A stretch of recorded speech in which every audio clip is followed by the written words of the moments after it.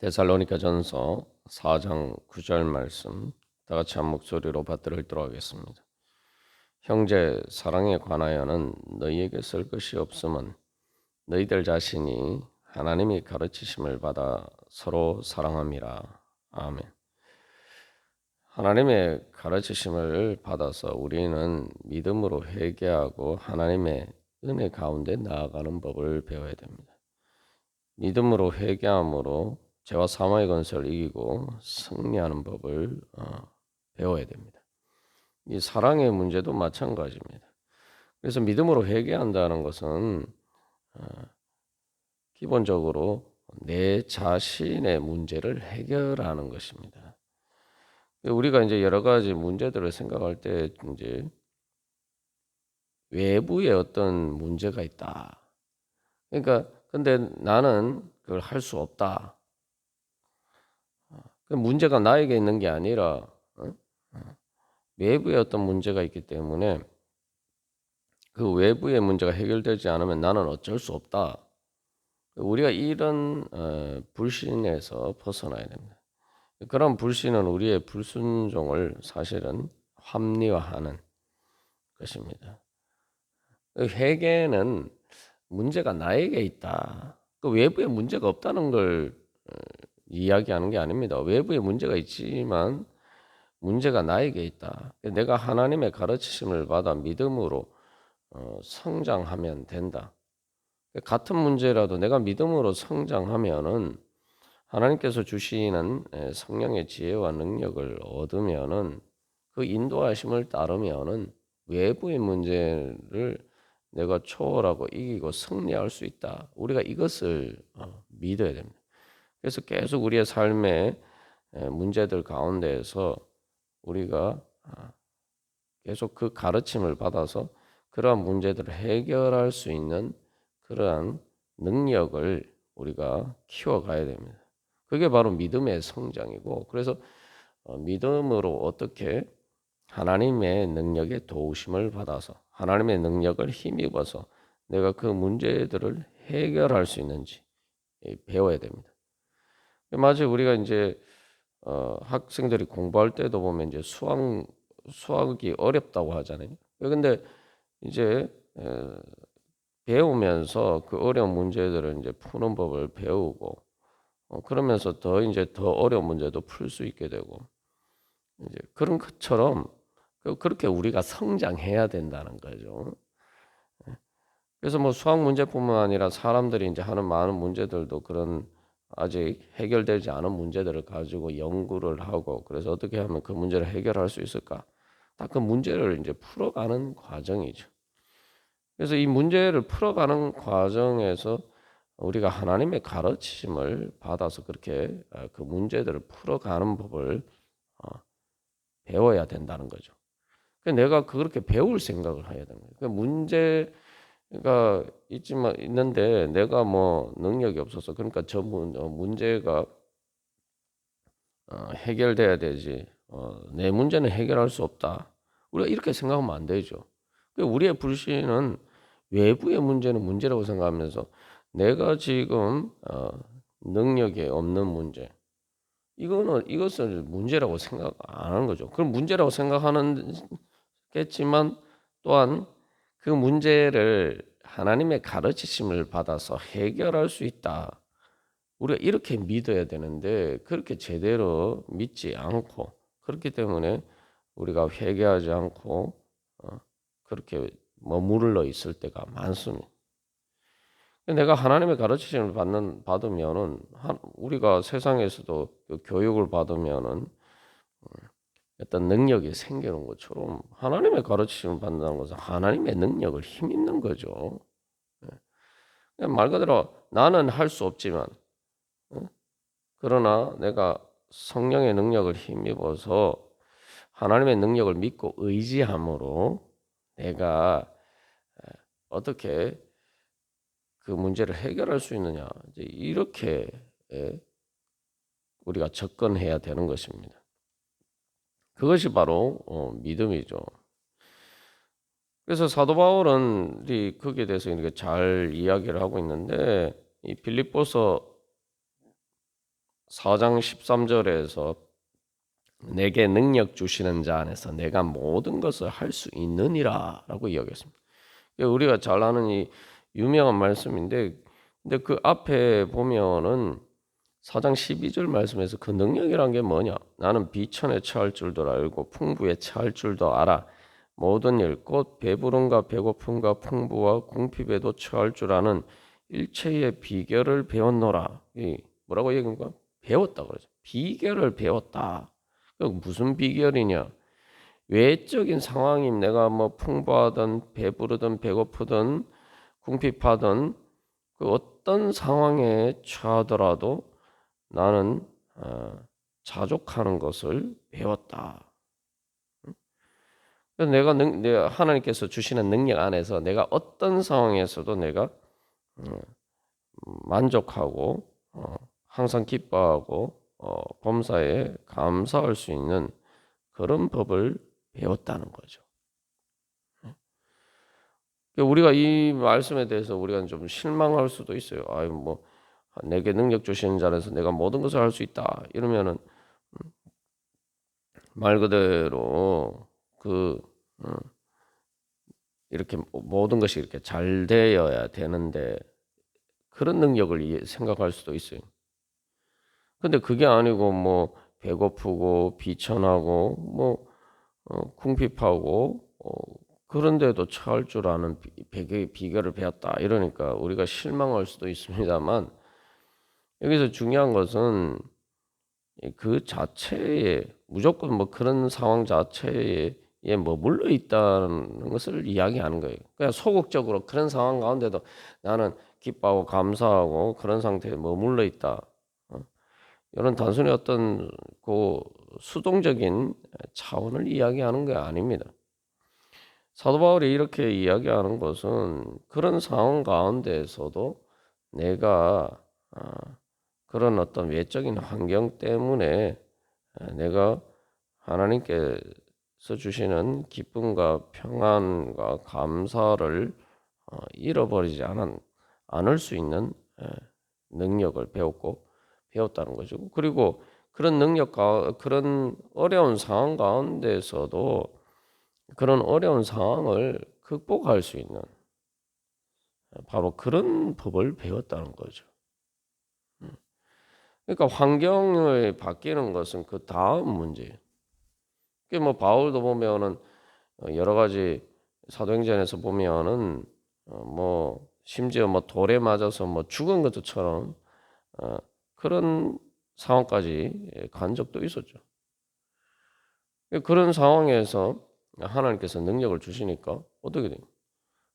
바로 그런 상황 가운데에서도 감사하고 그렇기 때문에 그런 힘들고 어려운 일 때문에 복음을 전하는 것을 포기하지 않고 여호수아 갈렙처럼 오히려 더 힘을 내서 일어나서 하나님의 복음을 계속 전했단 말이죠. 결국은 그 상황은 지나가 버렸죠.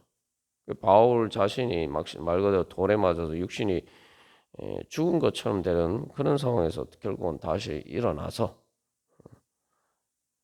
하나님의 뜻을 따라서 행하고 그래서 또 계속 복음을 전했어요. 그러니까 바울을 돌로 쳐서 죽이려고 했던 그래서 실제로 그런 문제가 일어났잖아요. 그런 상황 자체가 결국은 바뀌었다 이 말이죠. 왜냐하면 바울이 그렇게 돌에 맞았지만 다시 일어났고 또 그렇다고 해서 복음을 전하는 것을 포기하지 않고 그렇게 했기 때문에 결국은 그 모든 것을 이긴 것이죠. 그래서 사탄이 사람들을 격동시켜서 바울에게 바울을 돌로 쳐서 죽게 만들었지만 그 목적 그래서 그것을 통해서 바울이 복음을 전하지 못하도록 그렇게 방해를 했다 이 말이죠. 그러나 바울은 그런 외적인 어떤 큰 장애물 말 그대로 심지어 죽음의 장애물에까지 부딪혔지만 그러나 하나님의 능력에 도우심을 받아서 다시 일어나고 다시 일어나서 계속 복음을 전함으로써 결국은 바울로 하여금 바울을 죽여서 복음을 전하지 못하게 하렸던 사탄의 악한 꾀는 다 무산이 되고 말았죠. 헛수고가 되고 말았어요. 그런 것은 그때 당시의 상황에 이제 그냥 다 바울이 결국은 다 그 문제를 해결하고 거기서 승리할 수가 있었던 거죠. 여기서 문제는 뭐냐면은 그래서 내가 그 어떤 외적인 문제가 있을 때 그 외적인 문제가를 통해서 사탄이 내 심령을 내 마음에까지 이렇게 공격을 해온단 말이죠. 쉽게 비유를 들면은 이 성벽이 있어요. 내 마음이 내 몸이 이렇게 성벽이라고 칠 것 같으면은 그리고 내 마음이 성이라고 이렇게 비유할 것 같으면은 죄와 사망의 악한 권세가 외적인 상황들을 통해서 내 마음의 성을 공격해요. 그렇게 공격해올 때 결국 그 공격하면 여러 가지 이제 피해를 입죠. 성벽도 손상이 되고 또 성 안에 있는 그 내 마음도 힘들어요. 뭐 그런 게 없다는 게 아니에요. 힘든데 문제는 뭡니까? 내가 그 성을 잘 지키는 게 첫 번째 과제죠. 근데 여러분 보세요. 이 전쟁할 때도 보면은 성을 지키면 어떻게 됩니까? 얼마나 아무리 강한 공격을 받아도 내가 결국은 그 성을 이 함락되지 않고 내가 그 성을 끝까지 방어하게 되면 어떻게 됩니까? 전쟁에서 이기는 거예요. 그게 전쟁에서 이기는 겁니다. 실제로 역사에서도 당나라 당태종이 당나라를 세운 지 얼마 안 돼서 그 강력한 중국을 통일한 그 권력, 더군다나 뭐 당태종 이세민은 중국의 황제들 중에 5손가락 안에 들어가는 현명한 황제라고 그렇게 칭송을 받는데 그런 최강의 그런 전력으로 고구려를 공격했을 때 고구려가 모든 성들이 다 무너지기 시작했어요. 그런데 안시성에 공격했는데 그 안시성에서 끝까지 그 당나라의 공격을 막아내고 안시성을 방어해서 결국은 당나라가 그 전력을 상실하고 결국 비참하게 굴욕적으로 후퇴를 하고 맙니다. 우리도 마찬가지인 거예요. 그래서 이 하나님의 가르침을 받는다라고 할 때 뭐 내 마음 한마디로 말하면 내 마음을 지키는 것이 바로 그렇게 해서 우리가 승리하는 거예요. 그렇게 하면은 그 다음에 저절로 우리가 하나님이 주신 능력을 힘입어서 그 외부의 문제도 해결할 수가 있는 거예요. 다시 말하면 내가 믿음으로 내가 주님을 믿고 의지함으로 하나님께서 주시는 능력을 힘입어서 먼저 내 마음의 성을 지키고 그리고 그것을 통해서 내가 믿음의 능력을 얻어서 그 믿음의 능력이라는 것은 하나님의 능력을 내가 믿고 의지하는 거죠. 다시 말하면 하나님의 능력을 힘입는 게 바로 믿음입니다. 그러니까 믿음의 능력이 하나님의 능력이죠. 그래서 내가 믿음이 성장한다는 것은 하나님의 능력을 그만큼 더 크신 하나님의 능력을 힘입는 거예요. 그래서 그런 과정을 통해서 그런 문제들을 가지고 하나님 앞에서 믿음으로 씨름하는 가운데 우리가 내 마음을 이 믿음으로 이렇게 연단이 돼서 더 강하게 되면은 성장하게 되면은 더 능력을 키우게 되면은 우리가 결국은 외적인 문제에도 이길 수가 있다는 거죠. 그게 하나님께서 우리에게 주신 복음의 소망입니다. 그래서 우리가 사도 바울이 내가 자족하기를 배웠다 하니까 그냥 수동적으로 뭐 이렇게 힘든 일이 있어도 무조건 그냥 아멘 하고 그냥 그렇게 소극적으로 그냥 마치 체념한 듯이 그런 것들을 받아들이고 그냥 나는 내 마음만 지킨다 이런 관점에서 우리가 생각하면은 하나님의 능력에 대해서 크게 오해를 하는 거죠. 이게 보면은 우리가 앞에서 가데스 바네아의 사건을 계속 우리가 비유를 들어서 나누었습니다만 그 사건이 보여주는 것도 그렇죠. 열정탐꾼과 이스라엘 백성들과 여호수아 갈렙의 결정적인 차이가 뭡니까? 똑같은 문제를 왜 부딪혔는데 벌써 이렇게 뭐 싸우기도 전에 이스라엘 백성들과 열정탐꾼은 이미 무너졌어요. 자기들의 마음이 벌써 그 가나안 거인 족속들에게 벌써 다 점령당해 버린 거예요. 그러니까 두려움에 사로잡혀서 결국은 전쟁을 해보지도 않고 도망가자, 바로에게 돌아가자 그렇게 이야기하죠. 그러나 여호수아 갈렙은 담대한 믿음으로 자기들의 마음을 지킬 뿐만 아니라 오히려 주님께서 주시는 능력으로 우리가 능히 이길 수 있다. 이렇게 고백합니다. 그러니까 실제로 여호수아 갈렙을 통해서 그 다음 이스라엘 백성들의 다음 세대는 승리할 수가 있었죠. 전진할 수가 있었죠. 근데 이스라엘 백성들은 결국 무너져서 광야에서 다 죽고 말았습니다. 이게 이제 우리가 계속 삶에서 어떤 문제들이 있는데 장애물들이 있어요. 장애물들이 없다는 거 아닙니다. 마치 뭐 항상 기뻐하고 범사에 감사한다고 해서 장애물이 있는데도 불구하고 그런 것이 없는 것처럼 그렇게 한다는 게 아니죠. 내가 하나님께서 주시는 능력을 힘입어서 그 장애물을 뛰어넘는 법을 배우는 겁니다. 이스라엘 백성들이 계속 실패한 문제가 바로 거기에 있죠. 광야에서 뭔가 힘든 일을 마치면은 외적인 어떤 장애물들을 만나면은 그 문제를 가지고 하나님 앞에 기도하면서 물론 본인들이 능력이 없죠. 그러면은 본인들이 능력이 없는 것은 바뀔 수 없다.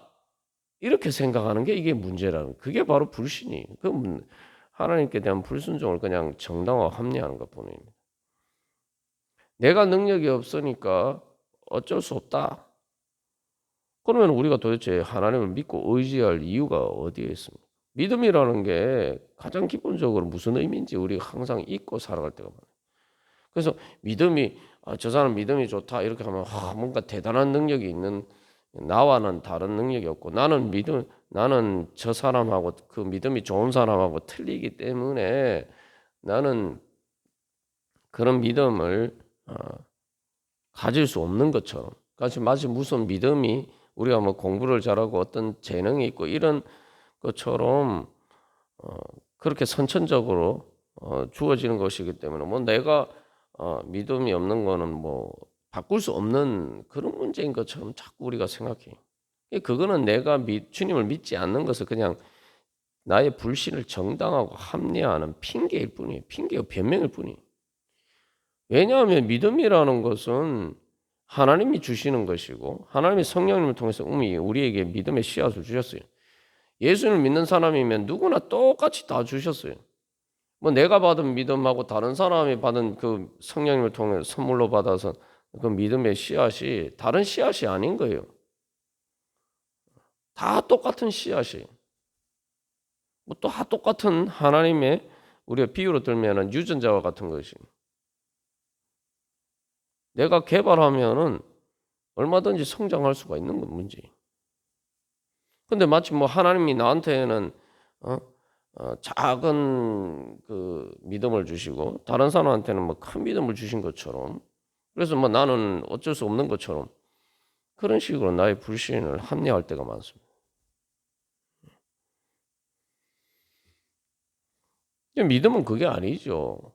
믿음은 그런데 말 그대로 믿고 의지하는 거예요. 내가 못하니까 하나님의 능력을 의지하는 것. 그게 바로 믿음입니다. 근데 자꾸 우리가 믿음 얘기할 때 뭐 믿음이 좋다, 뭐 저 사람은 믿음이 좋다 이렇게 얘기할 때 자꾸 그 믿음이 어떤 하나님께 믿고 의지하는 것이 아니라 우리 자신의 어떤 능력인 것처럼 자꾸 이런 식으로 이야기를. 그럼 뭐 하나님이 그 사람은 구하면은 능력 주시고 나는 뭐 구하면은 하나님이 능력 안 주십니까? 그 사람은 믿음으로 주님께서 주시는 능력을 받을 수 있는데 하나님이 나는 뭐 차별해서 그렇게 안 주시는 거예요. 믿음이란 기본적으로 내가 능력이 없기 때문에 믿는 겁니다. 그러니까 내 공로가 아닌 거죠. 내 공로가 아니에요. 그래서 내가 할 수 없기 때문에 믿고 의지하는 거예요. 우리가 그래서 사실 하나님의 가르치심을 받는다고 할 때 뭘 배워야 되느냐? 원래 내 능력은 없어요. 우리가 죄인이고 죄와 사망이고 원세 원래 종로로 타던 우리가 무슨 능력이 있겠어? 우리가 배워야 될 것은 하나님의 능력을 내가 믿음으로 의지해서 그 능력을 힘입는 법을 배우는 거죠. 그러면은 여기서 결론적으로 문제가 아니라 내 믿음이 문제다. 내 믿음이 문제라는 것도 하나님 믿음을 안 주셔서 그가 아니라 내가 주님을 믿고 의지하지 않는 내 불신이 문제다. 그래서 내 그 문제를 해결하고 내가 주님 앞에 회개하면서 주님 앞에 나아가면은 되는 거예요. 결국은 문제가 다른 게 문제가 아니라 내 마음이 문제고 내가 마음 먹기에 달린 거예요. 내 마음 먹기에 달린 거예요.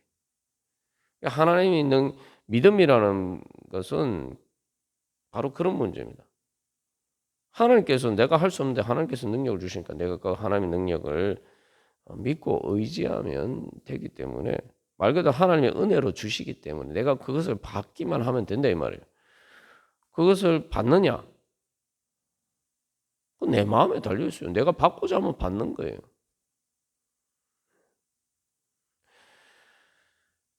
우리가 다시 한번 우리 자신을 돌이켜 보면서 그래서 하나님의 은혜 받는 법을 배워야 돼요. 하나님의 능력을 힘입는 법을 배워야 됩니다. 그래서 주님을 믿고 의지하고 따라가는 순종하면서 따라가는 법을 배워야 됩니다. 그럴 때 하나님의 은혜로 충만해서 우리가 하나님의 능력으로 그 모든 것들을 이길 수 있습니다. 우리가 하나님께서 오늘도 우리에게 그런 은혜 주시려고 우리를 불러주셨어요. 우리가 그 은혜를 믿음으로 우리가 주님 앞에 회개하고 우리의 불신을 회개하고 주님 저는 할 수 없지만 주님께서 사도 바울이 고백한 것처럼 내게 능력 주시는 자 안에서 제가 모든 것을 할 수 있습니다.